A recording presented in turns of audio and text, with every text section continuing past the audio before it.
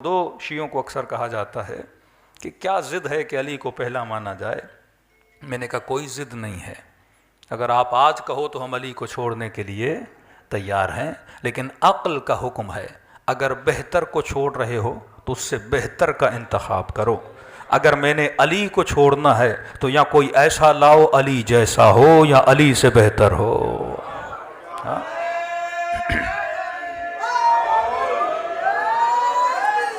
شجاعت میں علی سے بہتر، حسب میں علی سے بہتر، نسب میں علی سے بہتر.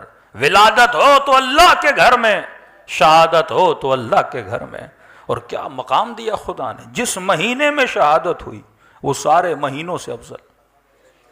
اس مہینے کی جس رات میں شہادت ہوئی وہ ساری راتوں سے افضل. اور اس رات کی جس عبادت میں شہادت ہوئی وہ ساری عبادتوں سے افضل. نماز تمام عبادتوں سے افضل. اور اس نماز کی بھی جس نماز میں شہادت ہوئی، صبح کی نماز، وہ پانچوں نمازوں میں افضل. اور اس نماز کے بھی جس رکن میں شہادت ملی، سجدہ، وہ سارے ارکان سے افضل. اگر فضیلت ہے، میں بارہا جوانوں کو کہتا ہوں یہ زمانہ وہ نہیں. یہ آج کل ٹی وی پہ بڑے مناظرے چل رہے ہیں اور کبھی کبھی مجھے ہنسی بھی آتی ہے، کیونکہ 98% آف شیعہ اینڈ سنی کسی کے گھر میں بھی اپنے مکتب کی کتابیں نہیں ہیں. آپ روڈ پہ چلتے پھرتے کسی برادر اہل سنت سے پوچھیں گھر میں بخاری ہے، کہے گا نہیں. کسی شیعہ سے پوچھیں گھر میں بہار ہے، کتب ارواح ہیں. اب ایک کتاب سب کے گھر میں ہے، وہ قرآن ہے. وہ بھی اتنی محترم ہے، ہم نے کپڑوں میں لپیٹ کے بند کر کے رکھ دی ہے کہ یہ میں نے تو پڑھنی نہیں ہے، مرنے کے بعد شاید کوئی آ کے پڑھ لے.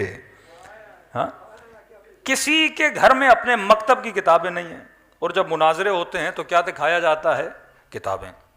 وہ بخاری دکھائے گا، وہ مسلم دکھائے گا، یہ بہار دکھائے گا، یہ کتب اربع دکھائے گا. اب وہ مفتی اور مولوی جو کتاب دکھا رہا ہے، آپ ویریفیکیشن کہاں سے کرو گے؟ تو آپ کا ایک ہی سورس ہے مولوی. جھوٹ بولے تو آپ نے مان لیا، سچ بولے تو مان لیا. کسی کو کافر کہا تو مان لیا، کسی کو مومن کہا تو مان لیا. تو سب سے خطرناک سورس بنا مولوی، کیونکہ کتابیں تو آپ نے پڑھنی ہے نہیں. مولوی کو پتا ان کے گھر میں کتابیں ہیں ہی نہیں. بڑا نادر اور شادر ہوتا ہے کہ میں مجلس پڑھوں اور مجلس کے بعد آ کر کوئی پوچھے مولانا کہاں سے پڑھا. بالکل نہیں ہوتا. شاید 100% میں ایک مومن آ کے پوچھ لے کہ مولوی صاحب حدیث کہاں سے پڑھی ہے، کیونکہ لوگ نہیں پوچھتے.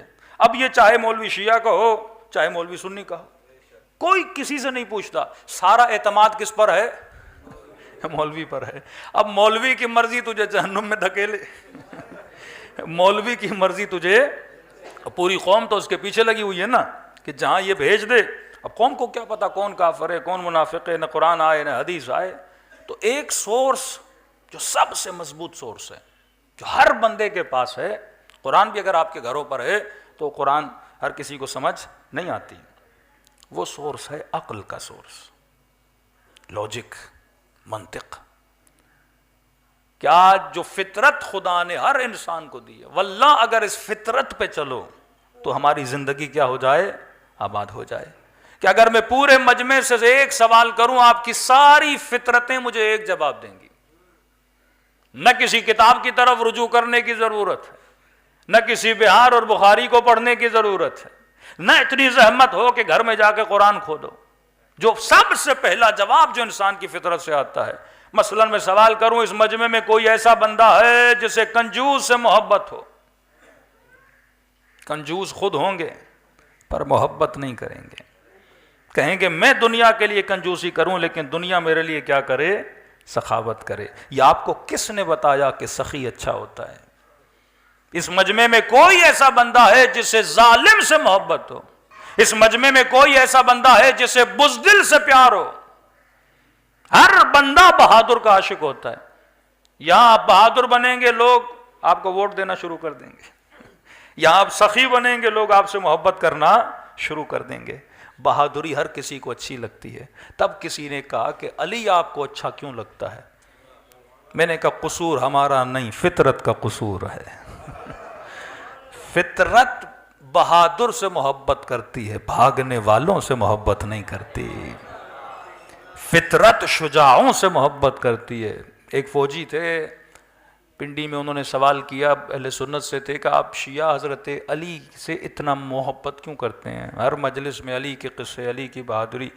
میں نے کہا فوجی ہو، میں فوجیوں والی مثال دوں گا، عقل اللہ نے آپ کو بھی دی ہے، مجھے بھی دی ہے.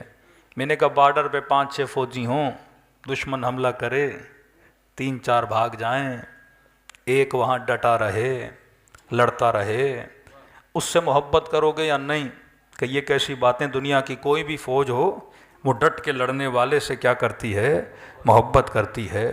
نشان حیدر بھی دیتی ہے. میں نے کہا جواب خود بھی دے رہے ہو، پھر بھی پوچھ رہے ہو کہ ہم علی سے محبت کیوں کرتے ہیں؟ فطرت کا مسئلہ ہے. نہ ہماری کوئی رشتہ داری امیر المومنین سے، کہاں عجم اور کہاں عرب، لیکن اتنا عشق کہ میں سر کٹانے کے لیے تیار ہے، اتنا عشق کہ چھوڑنے کے لیے تیار نہیں. کیونکہ عقل جب حق کو پہچان لیتی ہے تو چھوڑتی نہیں.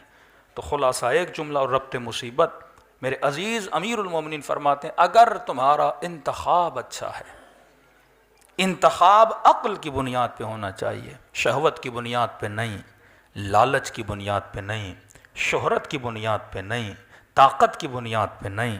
جنہوں نے حسین ابن علی کو اس لیے چنا تھا کہ حسین کو حکومت ملے گی، آدھے راستے میں چھوڑ کے چلے گئے.